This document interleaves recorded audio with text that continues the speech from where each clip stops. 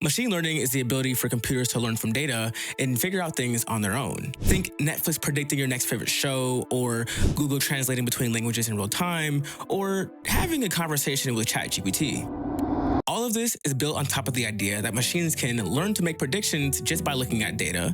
And today, I'm going to be showing you how to build your own simple machine learning model inside of Hex.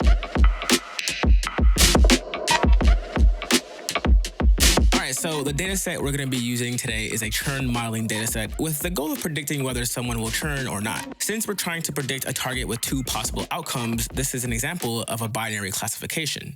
Now, we don't want to give our model bad data, otherwise the results we get back aren't going to be very good. So I'm going to run through some brief exploratory steps to check the quality of our data. Luckily, our data is looking pretty clean. Usually, if there's any missing values, you want to either remove them or replace them with estimated values, so this saves us some work. And looking at how our data is spread out, everything follows a pretty normal distribution, so we don't need to apply any data transformations here. Now, this large spike of zeros in data usage might seem like a red flag at first, but we're only seeing this because there's a lot of people that don't have data plans in the first place. So nothing to worry about here. Lastly, I want to check out the class distribution to check for any imbalances, which based on this chart is definitely the case. Ideally, we want our data to be balanced so that the model isn't biased towards one of the classes. When we build our model, we'll make sure to upscale our data to add more of these examples. This is the part where we actually get to train the model to make new predictions. And the model I've chosen today is a random forest classifier. Inside of a forest are trees, and these trees make decisions based on the input data. Like, does this person have a data plan, or is their monthly charge greater than 40? The path these decisions make leads the tree to leaf nodes, which provides the final prediction of churn or no churn.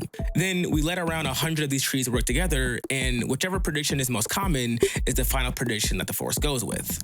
We'll start by initializing our forest and then separating the target out from the rest of the features. We'll normalize the features to a standard range, and then here's where we actually upscale the number of features so that our dataset is balanced.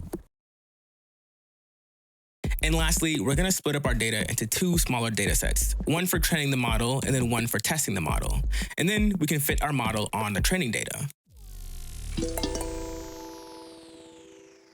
To ensure our model actually learns something and isn't just giving us random guesses, we'll want to evaluate the model on the test set we made in the previous step. The metrics we'll be looking at are accuracy, precision, and recall, but of these three, the one we care most about is recall.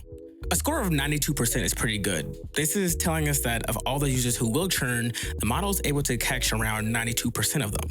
We can even take this evaluation step a little bit further by visualizing the features that the model deems most important when making predictions. Here, it looks like the top three features are customer service calls, day minutes, and the monthly charge. And this is a great starting off point to see how these features actually impact churn predictions. Lastly, I've gone ahead and used our training model to make a churn dashboard where someone can come in here and tweak these input parameters to simulate a new customer and get a prediction of whether they're going to churn or not.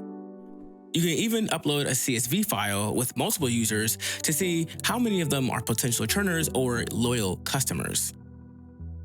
And there you have it, hopefully another banger, a quick little demo of how you guys can build a machine learning app inside of Hex. Hopefully you found this helpful and inspiring to build your own machine learning models just like this in your own projects. If you want a deeper look at this project, I've left two links in the description, one for the published dashboard and one for the logic view of this app, so you guys can see how I actually went through and built this model step by step and in more detail. As always, I hope you guys have enjoyed, and I will see you guys in the next video.